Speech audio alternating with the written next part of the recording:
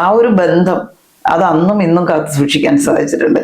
അവർ പഠിക്കുമ്പോഴായാലും ജോലി ചെയ്യുമ്പോഴായാലും വിവാഹിതരായതിനു ശേഷമൊക്കെ ഒരു ദിവസം പോലും ഞങ്ങൾ അച്ഛനും അമ്മയും മക്കളും വിളിക്കാതിരുന്നിട്ടില്ല. അപ്പോ ഇപ്പൊ അബുദാബിയിലുള്ളവനാണെങ്കിൽ എല്ലാ ദിവസവും എന്നെയും വിളിക്കും, അച്ഛനെയും വിളിക്കും.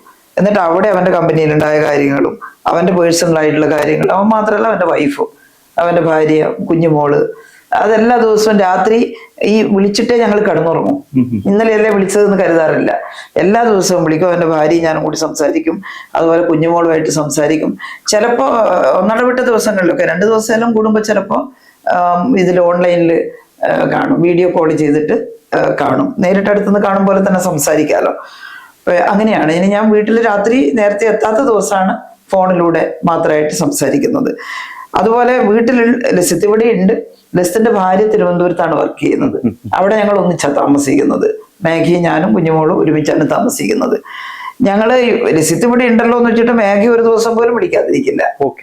ഞങ്ങള് അവിടെ എന്തായി, അവിടെ ജോലിയും കഴിഞ്ഞ് വന്നിട്ട് എന്താണ്. അപ്പൊ ഞങ്ങൾക്ക് പിന്നെ 2 ആൺമക്കൾ മാത്രമല്ല 2 പെൺമക്കളും ഉണ്ട്. ആ പെൺമക്കളുടെയും ഞങ്ങൾ പരസ്പരം എല്ലാ കാര്യങ്ങളും സംസാരിക്കും.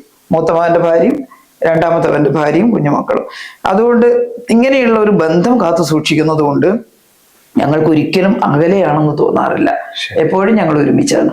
ടീച്ചർ, ഈ തിരക്കിനിടയിൽ എങ്ങനെയാണ് സമയം ശരിക്കും കണ്ടെത്തുന്നത്? നമ്മൾ തിരക്കിനെ കുറിച്ച് പറയാറാണ് സാധാരണ പതിവ്. അതെ, ലേശം ബുദ്ധിമുട്ട് തന്നെയാണ്. ഇപ്പം ചില ദിവസം രാവിലെ തുടങ്ങി രാത്രി വരെ പ്രോഗ്രാം ആയിരിക്കും.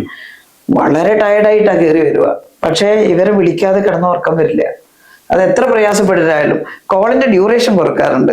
ചില ദിവസം വിളിച്ചിട്ട് മോനെ ബാക്കി നമുക്ക് നാളെ പറയാം, തീരെ ടയർഡാണോ, കിടക്കണം വേഗം എന്ന് പറയാറുണ്ട്. ശരി അമ്മ നമുക്ക് നാളെ പറയാന്ന് പറയും. പക്ഷെ ഒരു ദിവസം പോലും അവരെ വിളിക്കാതെ കിടക്കാറില്ല.